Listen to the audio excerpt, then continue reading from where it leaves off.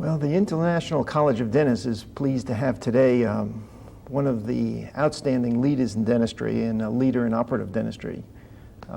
We have today Dr. Clifford Sturdevant, teacher, clinician, author. Dr. Sturdevant, welcome to the cameras. Thank you very much, Dick. Cliff, what I'd like to do today is really get an opportunity to chat with you a little bit about your life in dentistry, and thought that we might begin kind of early on and start with some of the childhood days. You grew up in Nebraska, didn't you? That's right. Yeah, Cornhusker. Tell me about growing up in Nebraska. In the little town of David City, about 50 miles from Lincoln. It was my second, third, fourth year, and I remember Santa Claus was going down the street in a Model T, and they gave me some Christmas candy. I'll never forget that. Even though I was only 3 and a half, I remember. Normally, young children, children that age don't remember, but I'll always remember that. That was interesting. And then we moved to Lincoln, where Dad taught dentistry at the University of Nebraska. And so it was your dad, your mom, you, and you've got a couple of brothers. Yes, and one sister who she's deceased, and the one of the two brothers is deceased. The other is an identical twin. Oh, so there were two little Sturdevants. And we are the oldest of the children. And Clint became a urologist, and I took dentistry. He's still in Nebraska. So what went into that decision? We were going down the road to Atlanta. Dad was changing site for teaching from Nebraska to Atlanta Southern Dental School in Atlanta. And he said to me, Clint and I had kind of thought that he would take dentistry and I would take medicine. And Dad even had arranged matriculation for me on moving to Atlanta at Emory Medical. That he said, I'm left-handed. I wonder if that would be a good thing for me to do, dentistry. And we changed our mind in the automobile going down to Atlanta that he would take the medicine and I would take dentistry. It's just simple as that, Dick. Was there any other alternatives that had gone through your mind besides medicine or dentistry? No, not really. No.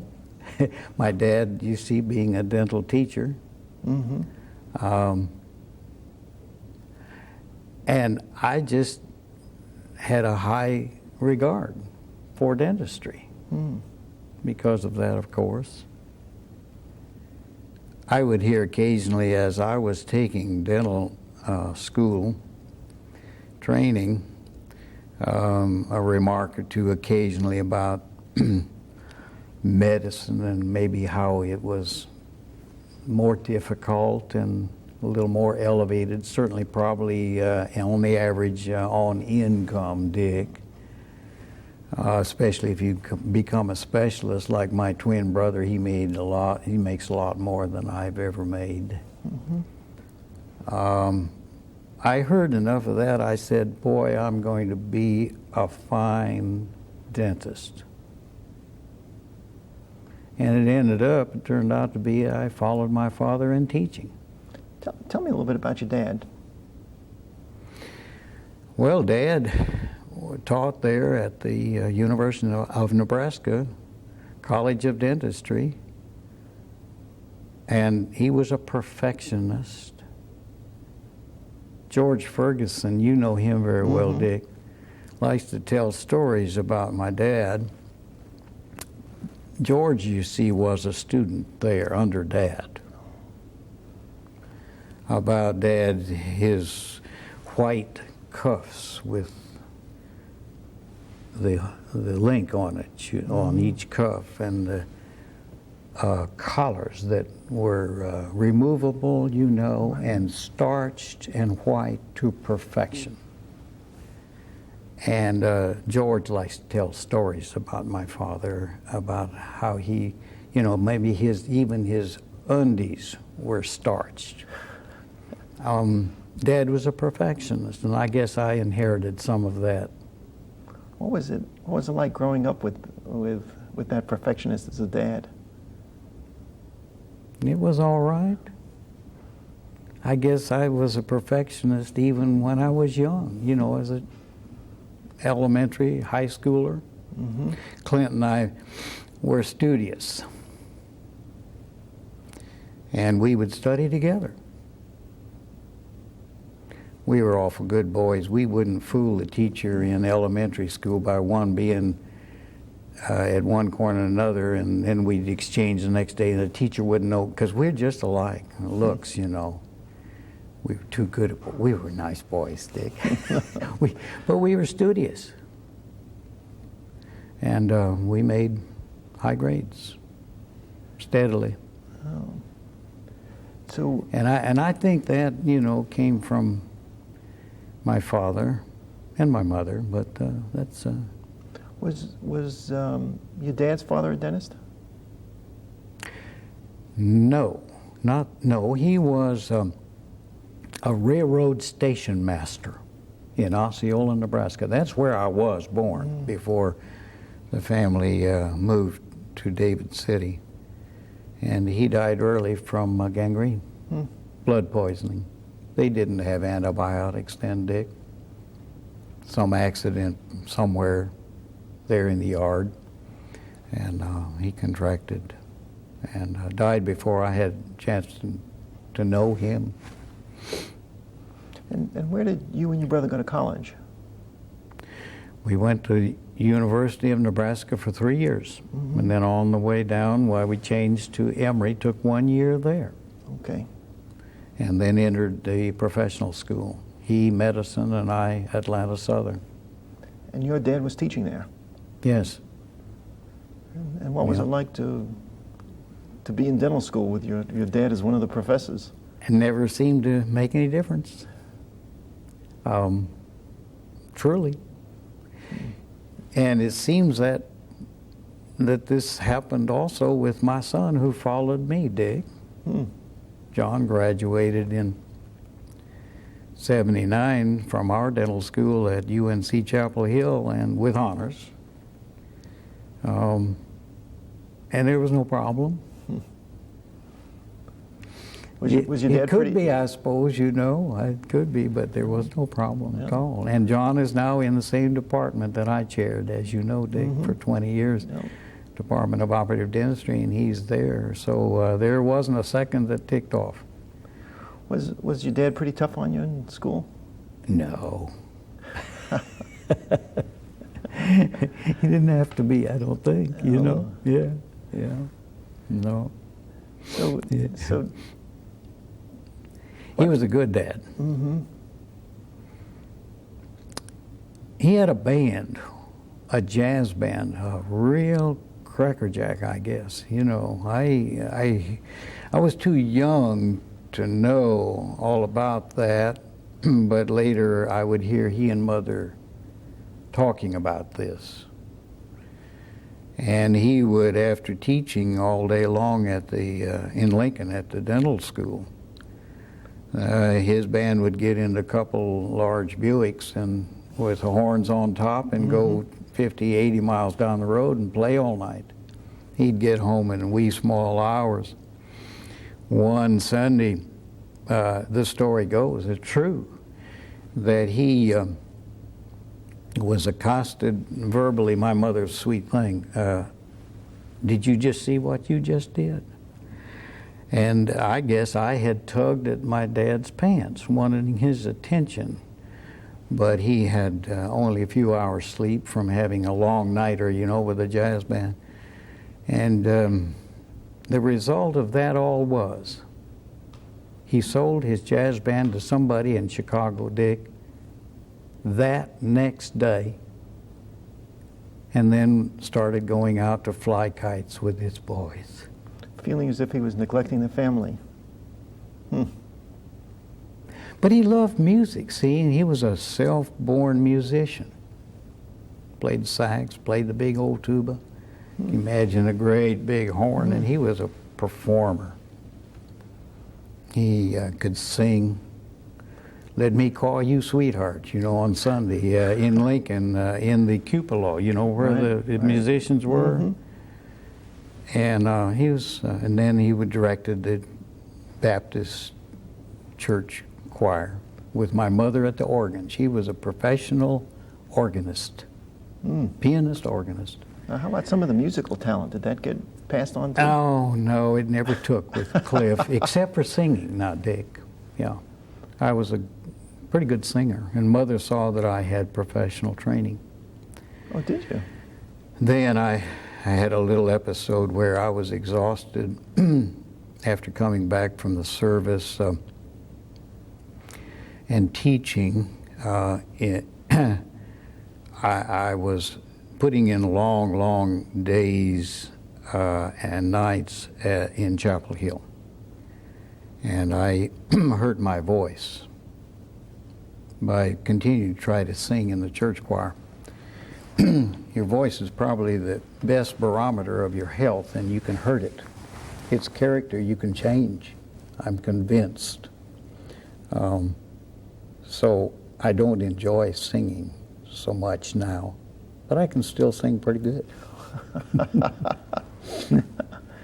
Let me get up to those military days. So you went to dental school at Atlanta Southern. Now that became Emory Dental School. That became Emory almost the year in '43 that I graduated. Okay. And there was a war going on. Oh boy, right in the middle of World War II. And everybody in my class had to serve. Either Air Force, Navy, Army. And we knew it, and there was no getting out of that.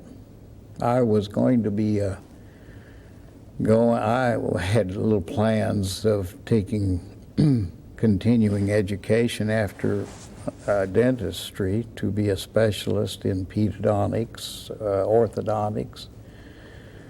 But there were other plans in those times.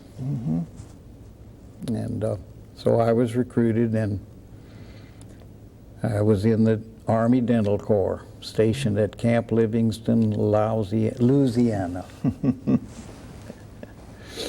where I was for 2 years,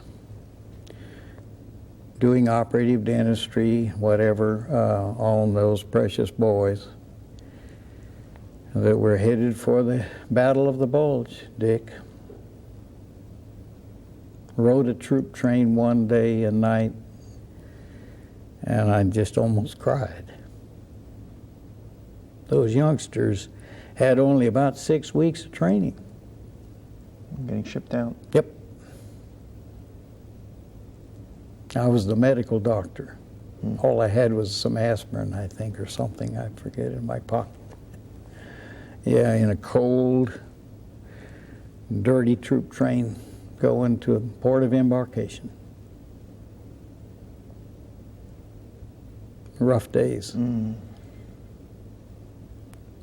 Terrible days for our country, but we had to whip two nations that were going to turn our world in the wrong direction. We did it. Yeah. And so you got out of the service just about the time the war ended. Yeah, in '45, I was invited by the War Manpower Commission if I wished to go home and teach full-time, to separate. That was a little bit of an early separation, because I'd only had 2 years. Ended up I was at Livingston, and about 3 or 4 weeks before I thought the papers would be coming through, I was asked to move to Robinson, it's Camp Robinson, here in Arkansas. And there was a mix-up in confusion in the 8th Service Command to do that, because I did get the papers shortly, just 5 weeks or so after serving in the dental clinic there at Camp Robinson. we came home to Atlanta. And so the military was asking whether or not there were people who were within the dental service, the military dental service, if they wanted to become teachers. Yes, the deans had been very concerned, depletion of their teaching faculty. Oh, right. And so they were granted by the War Manpower Commission to name 2 individuals, each dean. And I was fortunate by the dean there at the dental school in Atlanta to be one of those, Dick. I see. So you came back and... See, I taught just a few months after graduating from dental school before I got my papers to go into the dental corps. Mm-hmm. And my dean there, of course, Dad, chairman, but the dean heard and saw enough of me. I did fairly well at school, dental school, and he favored me by putting my name in the hopper. So you then came from the military back to Atlanta and began teaching at Emory That's right. in operative dentistry. Crown and Bridge. Crown and Bridge. Changed disciplines when, after 5 years, 45 to 50 there, we moved, Dad and I, and families, to start the school in Chapel Hill, to operative dentistry. So Cliff had to sort of learn a few things about the rubber dam and other things that I didn't know as well as I best do. So when you came to Chapel Hill, though, then you were then working for your father. Absolutely. In your father's department. Yeah, he was my boss. And nepotism, that's a rule the universities have. You can't have a boss who's your father. Went out the window. How did you manage that? I asked the dean a year or 2 later, and he just smiled at me. He wouldn't answer me. That was Johnny Brower. Mm-hmm. Now, he had a high office during World War II in Washington, D.C. And he just smiled at me, Dick. I said, how did you manage to go around the little rule of nepotism here? You know, Dad and I taught at Emory, and I didn't know about nepotism, but I did learn. And how did you do it? He just smiled at me. He didn't want to tell me. I guess we had a record of teaching together, Dick, for 5 years in Atlanta. Mm-hmm. And the University of North Carolina chose to ignore. Oh. When you got to Chapel Hill with your dad, was there anything special that you wanted to create at the school that, I mean, here was a brand new school and blank piece of paper, you could kind of set it up any way you wanted? Before we go into that, let me tell you that 7 years later, after Dad had to retire, it was rule when he was 65 as chairman. So who became chairman after that? And his boss. Oh, so it's Cliff. But anyway, you asked the question. Well, that was a chance to kind of even things up a little bit. Yeah. There was an occasion where I asked Dad to put on the loop stick to look at something a little bit better. Like the margin record in an impression, you know. But yes, we had a open slate to start a school there, and that's quite an experience. After starting, maybe about a year later, there were only about 12 of us on deck. The first year was Dad and I and John Brower and Claude Baker from Washington State. So 4 people. Yep. And the 2 doing the teaching the first year was my dad and I.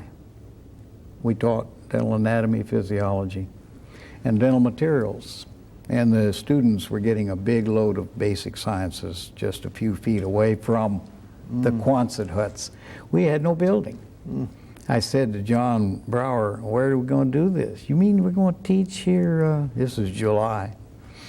In August, you got a class? Yes, got a class, 40. And he said, come with me, and we walked a few blocks and into the pine trees, and here were 2 World War II Quonset huts with nothing in them. That's at school. You and Claude and your dad designed the desks and the Yes, that's the school. The 2 years while we did the brick and mortar on our first red brick building. What was Brower's vision for the school, and what was your vision and your dad's vision for the operative dentistry at North Carolina? Well, see, one was certainly a very interesting, Dick. After that first year, there were about 12 of us, and we sat in a room one day and said, why don't we have a private dental service by the full-time clinical faculty in our dental school? Like a faculty practice? Yeah. And to my knowledge, we are the first school in this country to establish such a program. 10 hours out of 40, every full-time faculty clinical is expected. Still to this day, same thing, 32, 35 beautifully appointed chair, beautifully appointed clinic, separate from the teaching clinics.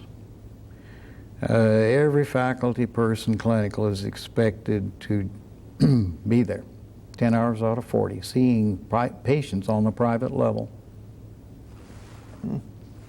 And you know, for a few years after we were starting that, some of the deans of our dental schools thought that we were just interested, well, in money, one said. You surely, if you're doing that much out of 40, you're not going to have any time for doing significant research. And you always stop by to say hello to the dean. When I was speaking one time in Toronto, and the dean said there to me that, what I just said to you, and I said, well... About not having any time to do research. Yeah. I said, well, you know, this is new, and only time may tell. Time will tell us whether it's a good move or not. Dick is a good move. Because we know, we feel good that which we have in our textbook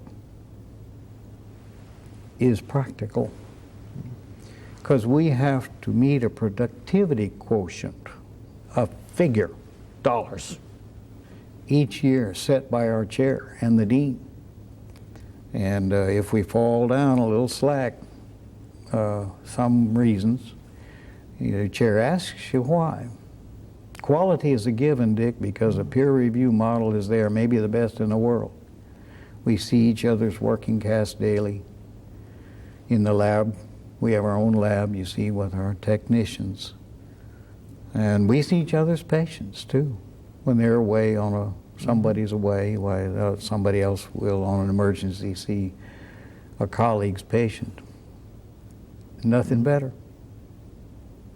Peer review. Yeah. Did the students get a chance to participate in that at all? They have an opportunity, but no student has really, students generally, there's an exception or two while I was there who wanted to see me operate. But generally, they're so busy, Dick, they don't have the opportunity. They know that we are there doing the same that we insist is done in the teaching clinics. We're there to supervise them doing it, of course, when they're sophomores, juniors, and seniors. They know. It was a breakthrough, I think, one of the contributions we made in dental education. We had a program one time at the AADS, American Association of Dental Schools meeting. I happened to be at that time chairman of the operative section of that. And we had as a program dental faculty practice. We called it, I think then, intramural. Now we call it dental faculty practice. And you know who was one of the presenters? Was my dean, Ray White. You know, that was significant for those deans, and boy, did that room fill up that day. And many deans were there. They wanted to hear about this because they had heard about our program. I love putting Ray up there. You see, working, he would see patients 1/2 day a week. But he was dean. Yeah. He's oral surgeon. Oral surgeon. Yep. One of the best. Mm. And some of our deans have not done that. Yep. And they're the lesser because of it. Ray wanted to do that. And he took the time to do it. It was great. Yep. So, coming back to the operative department, you worked for your dad from 50 to about 57 when he retired, and then in 57 you became chairman, and that's when things switched. He was now working for you. He stayed on another 5 at the permission of Dean Brower, which to 65 to 70 years when it was mandatory then to retire. Well, this was your chance to put your stamp on that department. What kind of changes did you make? Oh, I just continued that which my father and I under him had established, the first 7 years, and we were expanding, growing in numbers of faculty. And we grew from that first 40 in the Quonset hut of students per class to 70, and then eventually 78 in a class. Now it's back down to 70, Dick, in a class.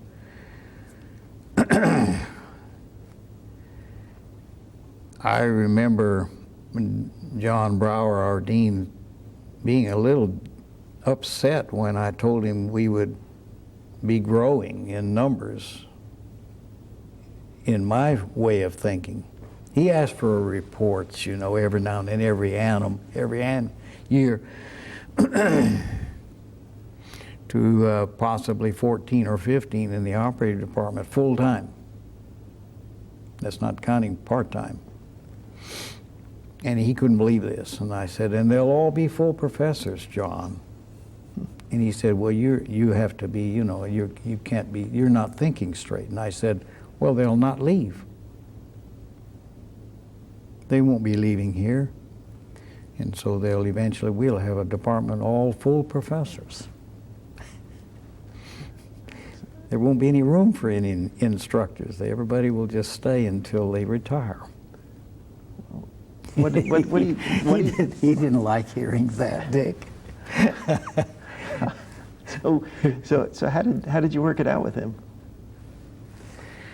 Well, I just told him, I said, this is the way I see it, and we'll just have to see how it works. So did it turn out that way? Generally speaking, with a little compromise, that's about, we ended up with a department of about 8 or 9 full-time. Best clinicians ever, All professors? We wouldn't recruit anybody except they were number 1 or 2 in their class.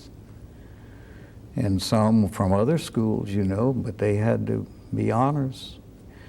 And I did something as chairman, which later I found out probably wasn't kosher with the university, maybe personnel office. But on the 2-day visit on recruiting, the last 2 hours, I would get some excuse made up that I had to go run errand, sign some papers or something. I had to leave. I'd be back in 30 minutes. And asked the gentleman or lady that we were recruiting to test out this new design burr on this stenoform, and you got an OL for amalgam on this maxillary molar. And that person had no idea what I was doing. Kind of checking their I wanted to see their digital skills. I didn't care what they thought about the design of the instrument. Particularly, I wanted their digital skills and eyesight. Their clinical prowess. They might have a lot of paper, extra degrees, but I want to know we were a clinical department, and you must be master at this science of art and science of operative dentistry. Mm-hmm. Were there any places, you know, as you kind of sort of track those Chapel Hill years where you and Dad were on different sides of the fence philosophically? Not really. One time, Dick, the state board, I had heard, I was not chair. This was the first 7 years when Dad was chair. Wasn't that happy about the attitude of our students. A little bit of arrogancy, and maybe a few other little places that in their performance was not what the board was hoping to see.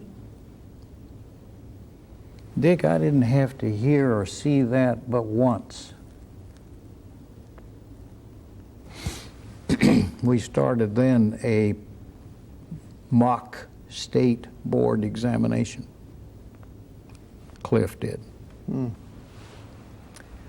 And as we went into that, and our student would have one chance at the end of the fall semester of the senior year,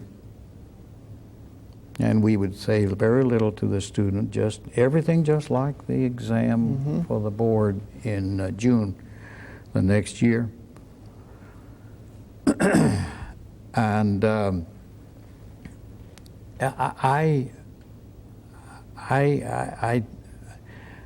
heard that after we gave this the first time, or maybe, the first time then the student had a chance, if the student failed or made a D or a grade unsatisfactory, to take it a second time in the spring, at the end of the spring. This mock board. With no prejudice. That is, they could take that grade on the second time and discard the first grade. If they got a C minus or something, if they knew they could do better, they could take it again. If they got a D the second time, it would be a C minus the first time, you see? But the one who flunked got a second chance. So this is on the mock board. On a mock board. Yep. Well, there was some talk about students, from students, and I heard it went to my father, and I didn't hear about it until later. And we disagreed a little bit there. The students were unhappy about this. This was too much pressure. The student who went through that, and that was a program for several years after that, some were unhappy, and very unhappy the night before because of gut tension, Anxiety. anxiety.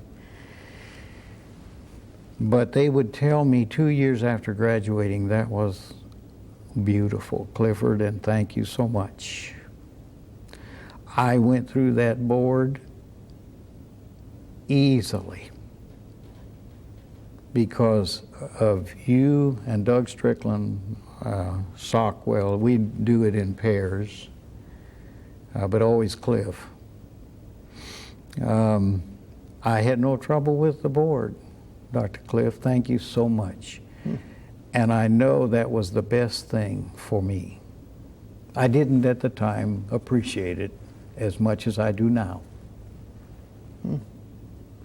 And then they'd go out and take other boards, Dick, and just go through with flying colors. And they'd end up in the service, and the commanders of the dental clinics would put them in command of the discipline of Crown and Bridge or operative right away, because they were from North Carolina. I hope I say that with some humbleness. So were you and Dad able to kind of work out the difference in philosophy about this mock I board? spoke to my father privately about that a little bit. I said, when the students were talking to you, Dad, I heard it was in a classroom. I heard, you weren't terribly supportive, maybe, of just the program that we wanted to do, Doug Strickland, Sockwell, and Cliff. And see, my father, Dick, was not practicing except endodontics. He wasn't practicing operative. Dad in Lincoln wasn't a practitioner in the dental school. There was no such thing as a private dental service, you see. And Dad got away from doing the work in the mouth. And when he came we came to North Carolina to start the school, I had to teach my father the art of injection. But he became an endodontist and loved that in his last few years, seeing a patient, for that treatment. But I said, Dad, I would have appreciated, you talking to me privately about this thing. That was the only thing I could remember, Dick. Only a little bit of friction right there. Yeah. I'm wondering, I know, your dad has had a lot of influence in terms of your career. I'm just wondering if there are some other people that you can think about who've had a lot of influence about what you've done or how you think. Me, you mean? Yeah. Yeah, me. Yeah. People who've influenced you in your life. Miles Markley, for example. And there are others. What is it about Miles He was Markley? riding down in the back seat of our car after having given a beautiful presentation to our local dental society, and we were taking him to his next speech in Greensboro or somewhere. This is Miles Markley now. Miles, yeah. And I said to my my companion sitting in the front seat, a colleague, wow, I can't see anything that Miles presents that I can disagree with, and I just admire, and I see many things that we need to adopt in our program in operative dentistry. And I admired the man so. Father of modern operative dentistry, Dick, we call him, right? As far as I know, he made only one error in publication, one tiny little error. He said in an article that putting pins in would not only give retention in a tooth, pin amalgam, but would reinforce and give more strength to the amalgam, when in science we know that's not the fact. We have a dental research program in our school that helps us in that regard. Tell me, I know you had a lot to do with getting that research program started. Yeah. Tell me what led up to that. Well, Dwayne Taylor, we recruited. Cliff saw Dwayne in Washington, D.C. at the materials testing laboratory, dental materials. Paffenbarger, Dixon, all those wonderful people. Cliff would go up, his first few years, John asked me to teach dental materials. And boy, my heart went out of my mouth because I had not taught dental materials. When Dad and I came there to start the school, about the second or third year, I spent half of my 4-week summer vacation, 2 weeks there in Washington, just rolling up my sleeves and working. 1 year in the constant temperature humidity room, displacement of cement on a casting on the Bureau Standards full crown test type. Next year, studying bending wire. And so that's where a lot of... Dick, this is where I think became imbued with the importance of knowing a good bit of the science of dental materials. And I spoke quite often, not now, I'm retired, but I still speak, and I don't stumble, I don't think, on terms, properties, physical properties. That was a nice experience there at the Bureau of at the Dental Materials Testing Laboratory Bureau of Standards. So how did that get translated to the research program at Chapel Hill? Well, I met Dwayne there. Oh, okay. Saw him on a blackboard one day arguing with this fellow about the setting of plaster of Paris. And I said, oh my. And I told the dean upon returning to Chapel Hill, here's our man we've been looking for. We missed recruiting Dave Mahler. That Clifford missed. A year or two before that, I was in Michigan learning about the air dent machine. And Peyton introduced me to this beautiful grad student, David Mahler. Well, Taylor's right in that same league, and we didn't miss this time. So we recruited Dwayne, and Dwayne and I agreed right away that we would set up this dental materials testing in the mouth research program in our department. In your department at Chapel Hill? At Chapel Hill. Where every full-time clinical under my direction, I would assign a half day a week. Now, there's already 2 half days a week in the private clinic, Dick. Right, right. Here's the 3rd half day in another clinic, the Dental Materials Research Clinic, to do dentistry, operative dentistry, and study it for at least 4 or 5 years. And they were expected to publish and do papers? And Yes, yes.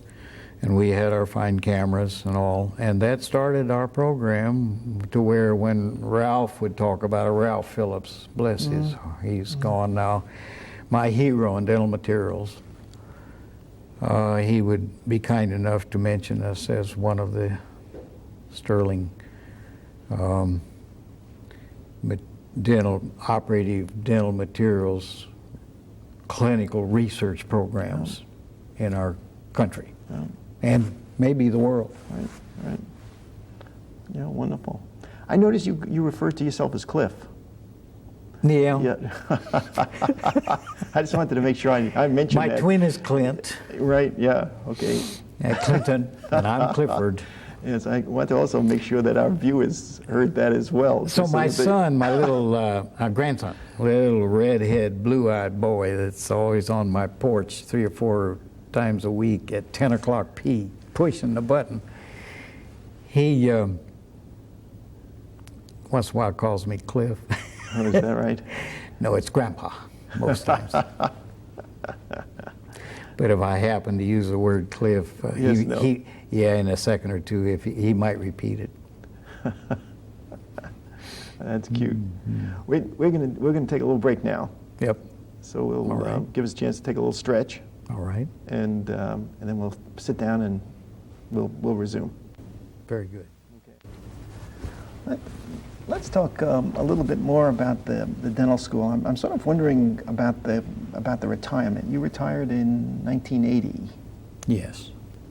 And was that a university regulation in terms of like a mandatory retirement? At 65. And as I said, my father, with permission from the dean, was allowed to teach on till 70, and then it becomes absolutely mandatory. But I had my 30 years, Dick, there, and 5 before that in Atlanta. And at 62 years of age, frankly, I was ready to retire from full-time and even any part-time, Dick. I think the principal reason for that is that I found I could not do the work, chairman and all, of operative without spending 12 hours, virtually 5 days, 6, sometimes a week. And I was in sleep debt, I think, for 30 years. Sleep debt? Yeah, sleep debt. 6 hours or less a day, and my body requires a little more than that, about 8, 7.5 anyway. And if I was of ill temper sometimes or other, and I'm sure there were occasions, I would excuse myself for being in, in sleep debt. Dick, my personality would suffer just a bit. I wouldn't be my lovable, wonderful self. On some occasions, my head fell many occasions at 4 o'clock on my desk. Then I'd go home, usually a little late. My wife knew how to keep the food warm, and play with the children, have a little time with them for a couple hours, and then I'd go back to the dental school at 9 and work till midnight, 2, 3 o'clock. Oh, wow. You're putting in a long schedule. Yeah. I suppose it's because I'm just not quite smart enough to do it all in the usual number of hours, Dick.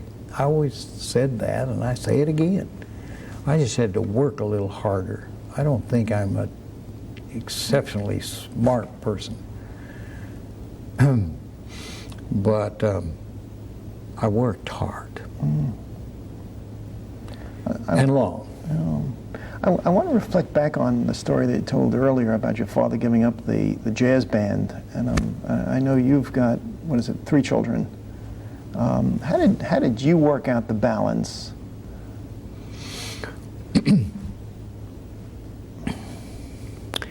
I had difficulty doing that, looking back.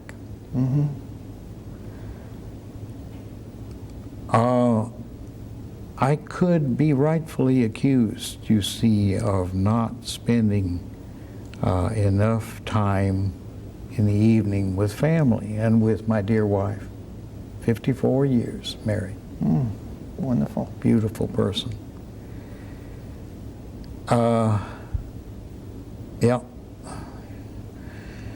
But, Dick, I did something at the dental school that no one else has done.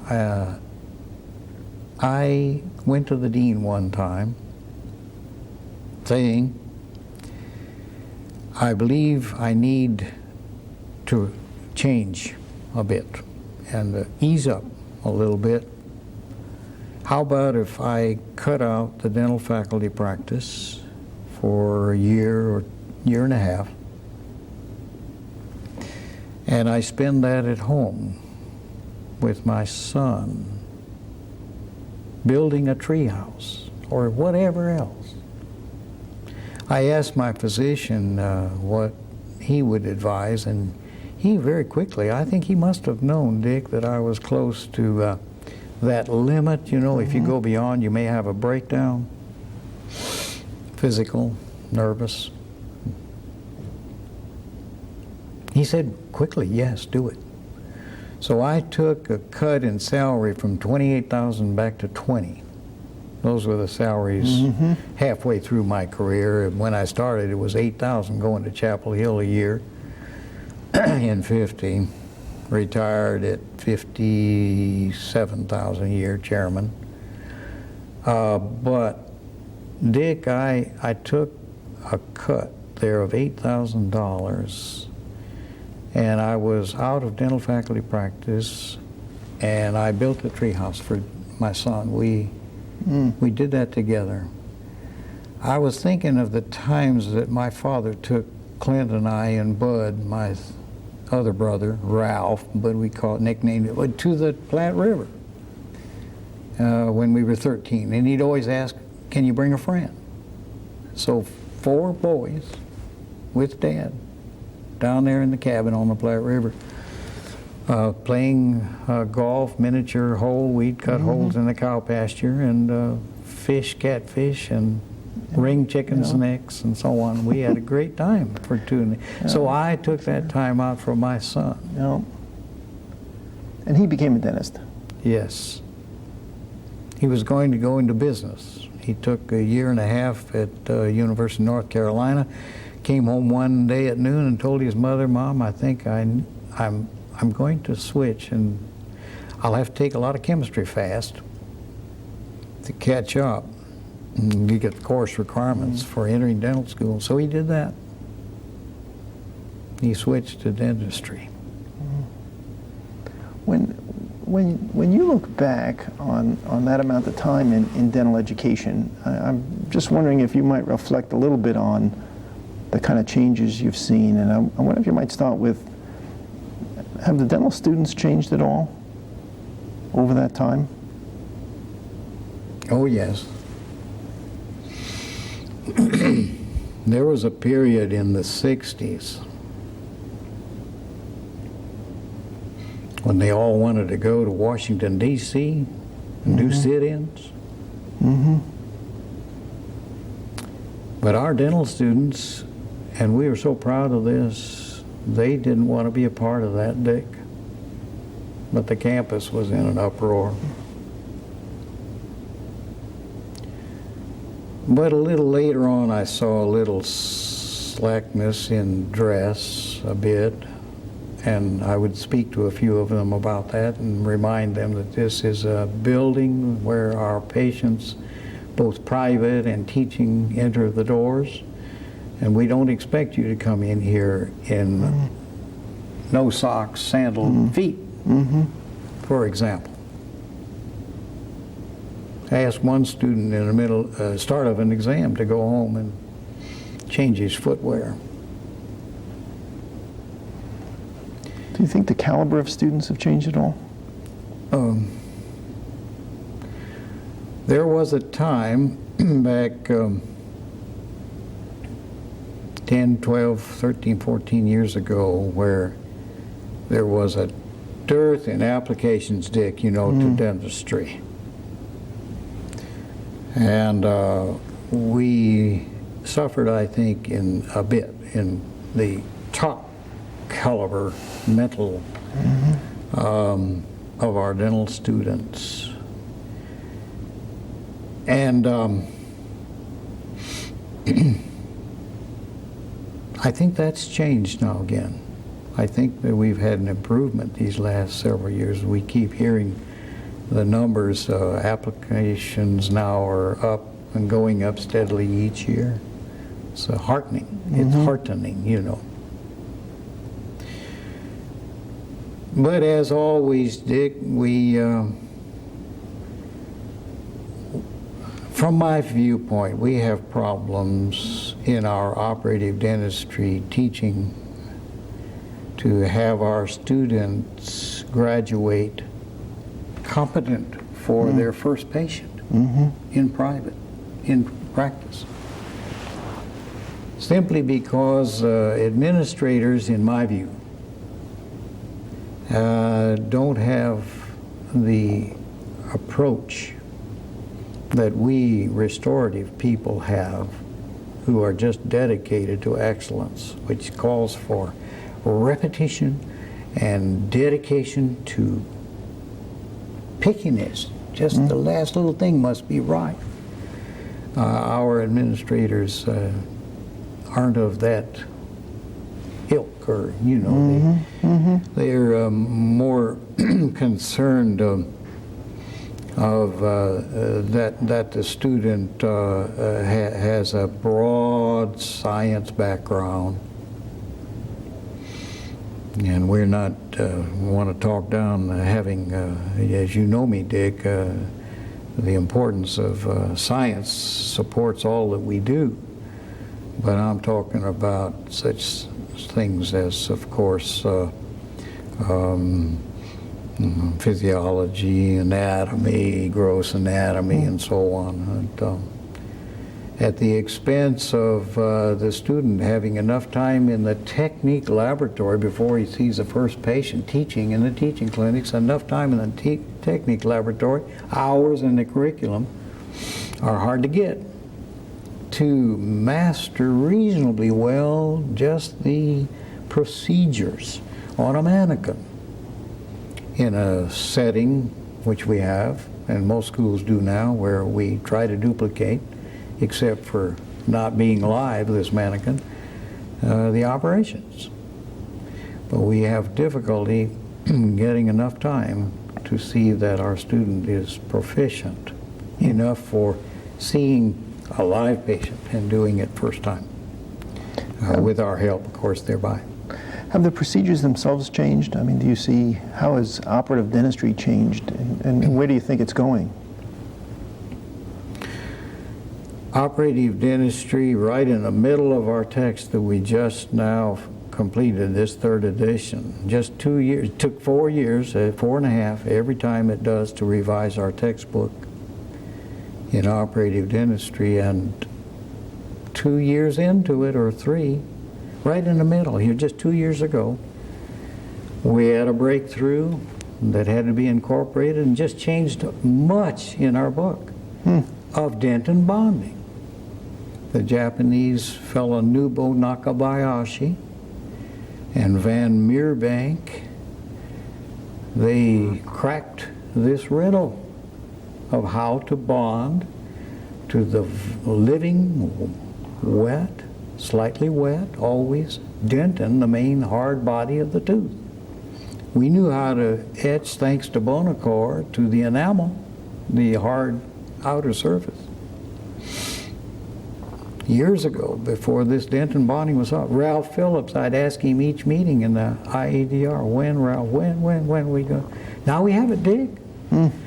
If we follow manufacturer's directions on 3 or 4 of the products out, we're getting 20 megapascals bond, and that is as much as we're getting on enamel etch bond. We didn't have that 2 years ago. I told students at Mayeri a couple days ago how lucky you are. Well, what's that going to mean for the practice of dentistry, do you think? A whole different approach to restoring a tooth. Our book is going to be obsolete in another 2 or 3 years almost in this regard. Better buy them quick. Yeah. We used to teach so much and emphasize how you don't go any deeper than this specific depth on that initial cavity preparation with this cutting instrument. And you go down and you cut a reasonably flat floor gingivally, and up here on the occlusal, the pulpal and you keep your burr at that depth, even if it's spinning the end of it in air, and then later remove the infected dentin. Well, now, Dick, it's turning out we just don't need to use but a round instrument, a round cutting instrument, be it a diamond or a carbide round, and remove the infected tooth structure, the carious tooth structure, and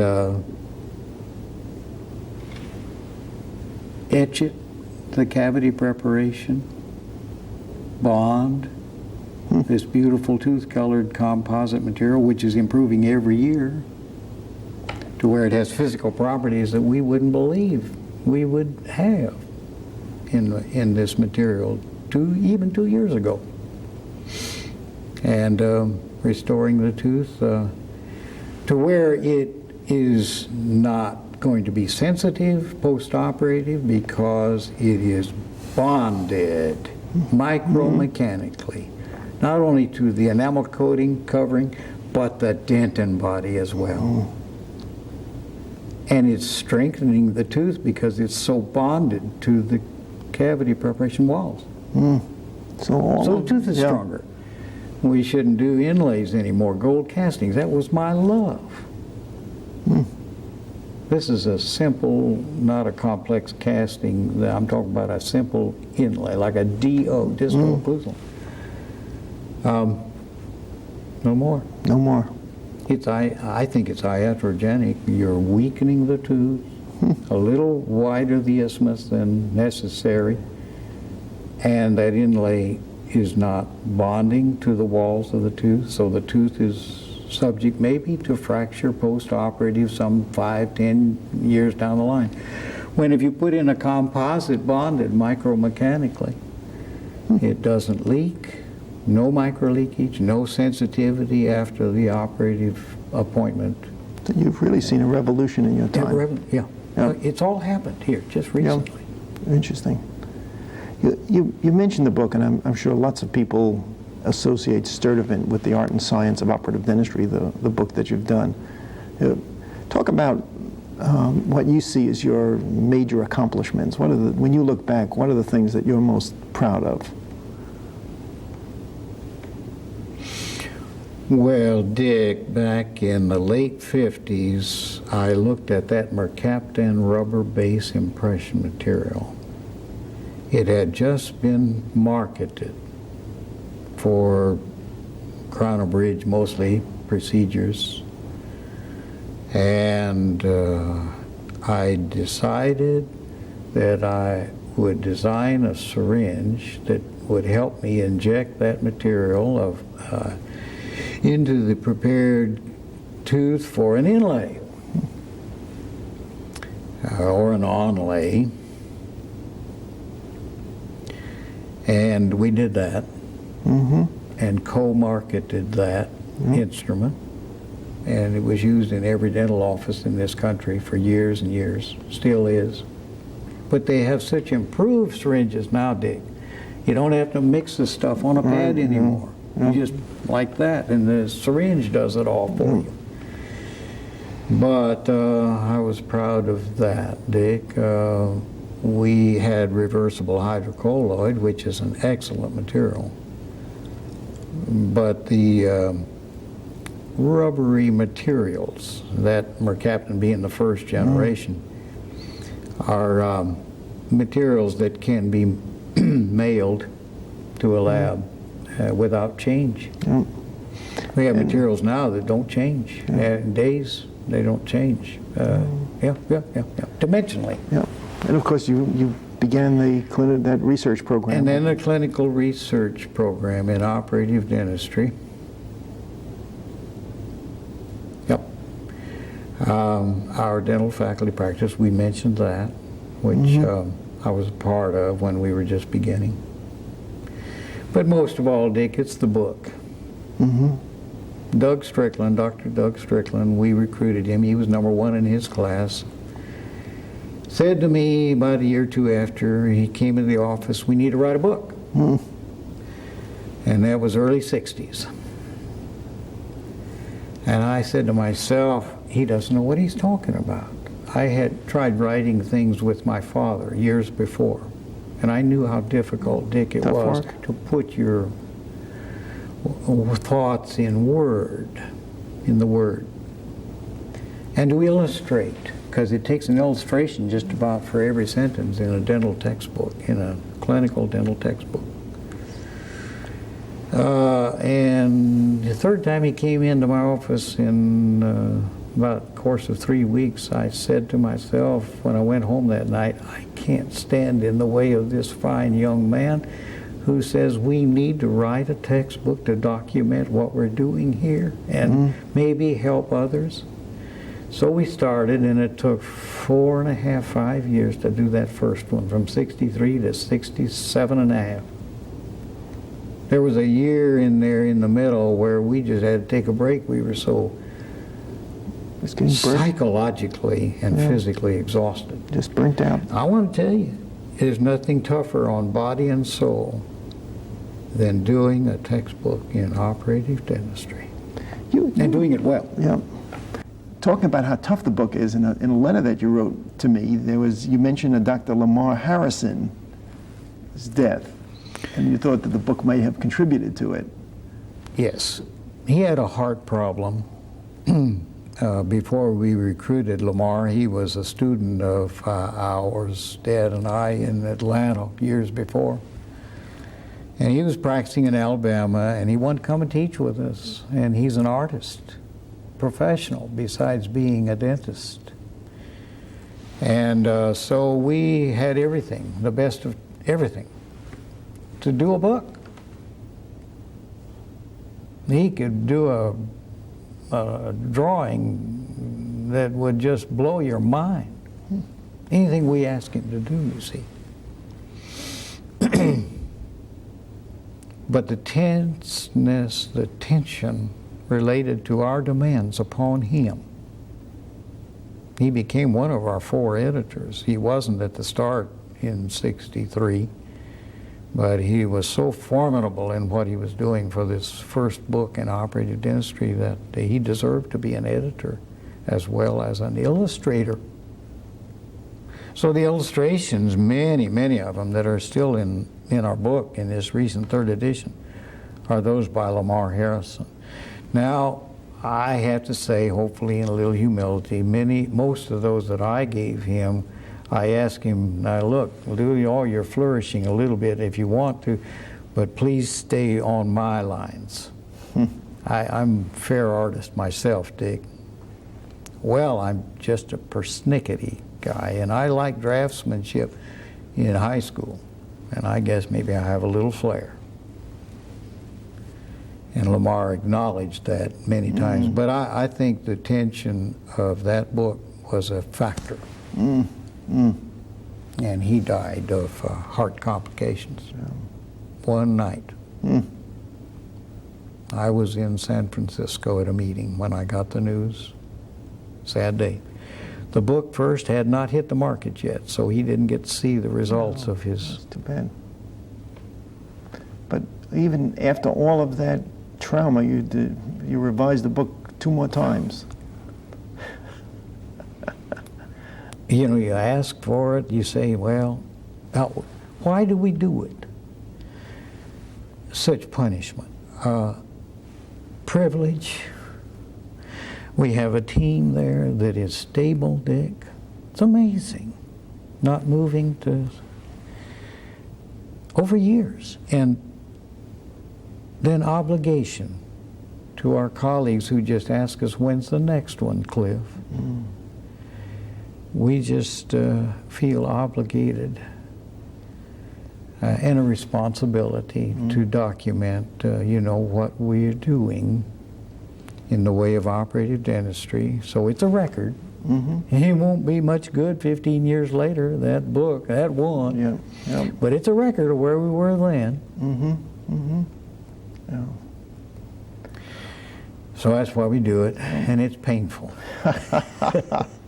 Well, you haven't mentioned something that I think you need to be real proud of, and that was winning the award for excellence from the Academy of Operative Dentistry. Oh, yes. So this is... pinnacle of my career, Dick. Absolutely. To be so recognized by your loving and lovable colleagues. What more? I mean, the best of our dentist practitioners are members. The best, of course, in education. 50-50, I think, is about the membership broken up that way. And here we meet each year in Chicago. Started 25 years ago at the first meeting. And to be so recognized by these beautiful, talented, far more than Cliff is, people, is just, you can't put it in words, Dick. I want to read something from the article that was written about you in sort of commemorating the award, and I just wanted to get your reaction to it. The paragraph starts, in fact, Dr. Cliff has always been a bit of a maverick, and goes on to say this progressive attitude has not always been popular or consistent with the mainstream opinion among those in operative dentistry circles. You want to say a word about that?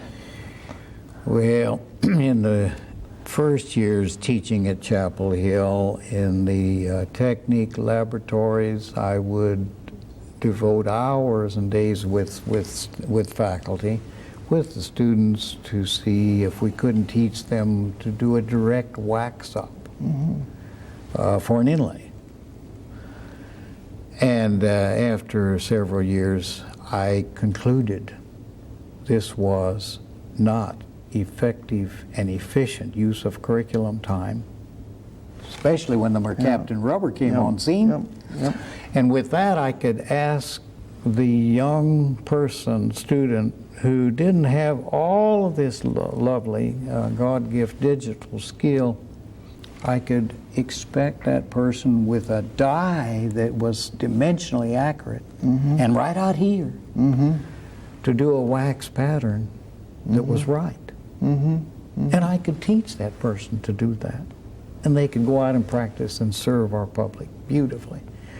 But I couldn't expect that person to do it in the mouth, at the bottom of the class digitally, okay? So we took it out. And that didn't One of the first to discard direct waxing.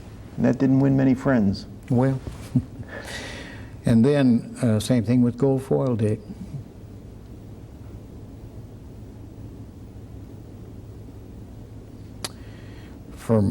For us to ask the bottom third, fourth of our class to do foils is almost iatrogenic to patients. And now, so years ago, we decided to have it as an elective course for those who wished before graduating, and we have it still in our book, beautifully done by Dr. Greg Smith. And if you just follow that, sentence by sentence, illustration by illustration, any practitioner who wants to take a board and he knows he has to do a foil, he can do it. But we took it out of the curriculum so many years ago, and we don't intend to have it back in the regular curriculum, especially now with composite bondodentistry. Bondodentistry. We are bondodontists today, when we weren't 4 years ago, and 2 years ago, with the adhesion to dentin cracked, we now can do it. If we just have good isolation of the operating field, and it doesn't necessarily have to be a rubber dam in some instances. If you have profound anesthesia, local of the region, I mean profound, needle injection, painless should be, patient doesn't even know when you're giving it. If it's done artfully, then there's no salivation, and you can control salivation then beautifully during the course of the operation by cotton rolls and cord work in the gingival crevice, lovingly placed.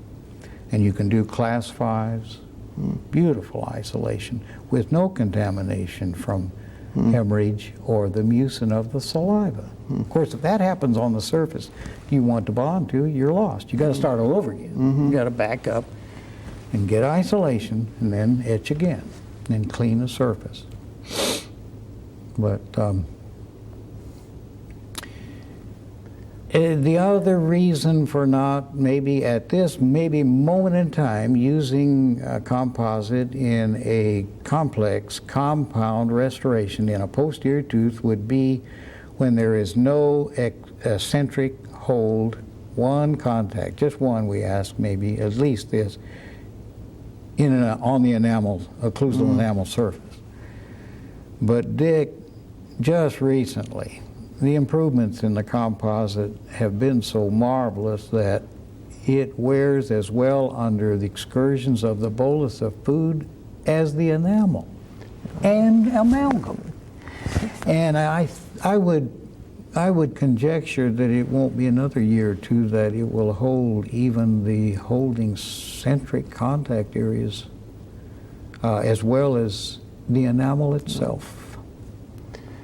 How have you dealt with the criticisms or the conflict? I mean, I'm sort of reflecting back on the comment about the maverick, Dr. Sturdevant.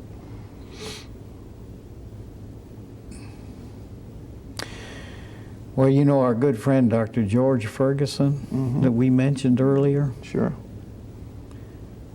Did I mention that he delivered groceries when he was a dental student in Lincoln there under my dad to our home? And I said, no, George, put them, I was 12 then, to put it here, put it here. He likes to tell that story. George said one time in a meeting of the operative section of the Schools Association, American Association of Dental Schools, we were holding it in Ann Arbor. Jerry Charbonneau was chairman for many years, and he was chairman sitting at the table. We were planning for the next annual operative section meeting, the program. Somehow, I don't recall, Dick, how the conversation prompted me, I was secretary, to say something about foil. And I made some disparaging remark like it probably doesn't have a future. Jerry said, strike that from the minutes. George said, wait a minute, I want to hear what Cliff has to say. And just a few months ago at the Academy of Operative Dentistry meeting, Ralph Warner said to me, off in a corridor, two of us were chatting about various things. He's our wonderful, beautiful treasurer who is responsible for our academy being what it is from the beginning. Cliff, you're right. And he was talking about this, Dick. I want to mention something else that was in this article, and I think it sort of confirms some of the discussion we've already been having. Harold Heyman, who wrote this, said that I will always remember the words engraved on a bronze plaque that rested on his desk during his years as department chair. They read, and I'm reading the quote now, that this is the sign that was on your desk: "If it's almost right, it's wrong." So, it sounds like something your dad would have also. That's right. Yeah, exactly. Well, the general idea of that certainly is the essence of success in operative dentistry. Fillings of the individual tooth short of a cap. Short of a cap. For attention to detail, it's an absolute requirement. Detail, meticulous detail with good eyesight. And when you're 40, generally you better put on some help. You know, MAG, the telescopes that we can put on our glasses, or the headband loops, so we can magnify at least 50%. Because we lose accommodation in the pupil of the eyes and can't see as well when we're 40 and older. When thinking back to when you're 40 and older, when you look back, are there any regrets? Are there any things you would have done differently? Occasionally, not often. I think that I could have maybe been a surgeon, you know, Dick, doing the most delicate surgery, you know. I know I could, because I have God's gifts in my hands and in my eyes. I have good eyesight even at my age. Except I now need, if it's small and it's too dark, I need to put my glasses on to read, but there's very little correction there. But I thought I would think of that. So with my twin brother being in medicine, you know, and he making much more in dollars than Cliff because of his surgeries that he does. But Dick, money is not the answer to happiness. I think I've been maybe on many occasions, many portions of Clint and Cliff's life, probably a little happier maybe than he. That's my view. I think it's because I can see that I've been in a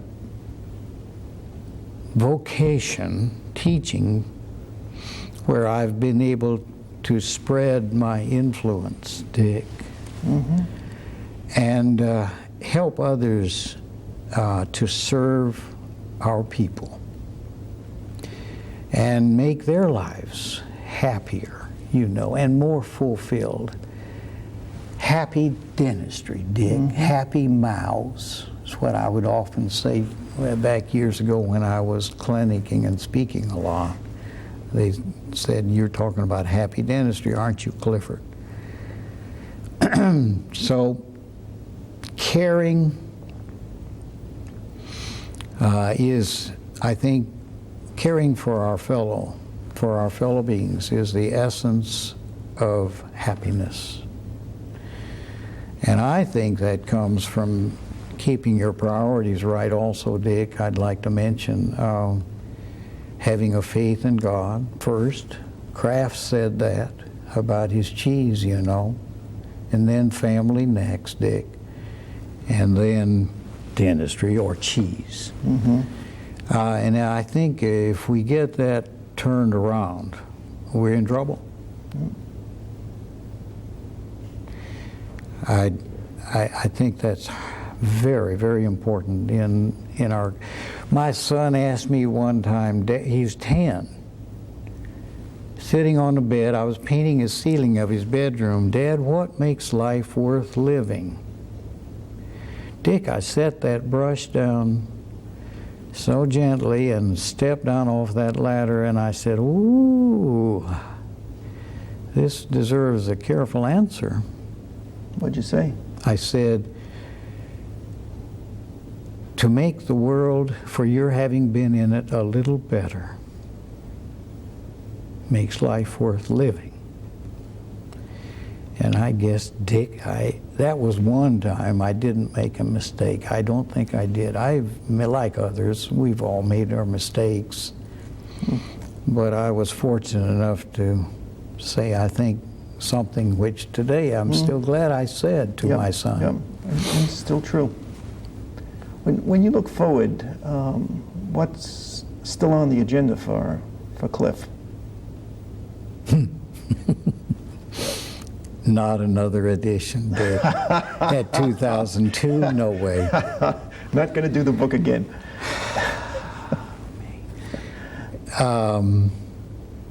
You feel like there's something Dick, that you need to do? Dick, where did I put that? See that? Toothbrush. Can you folks draw in on that?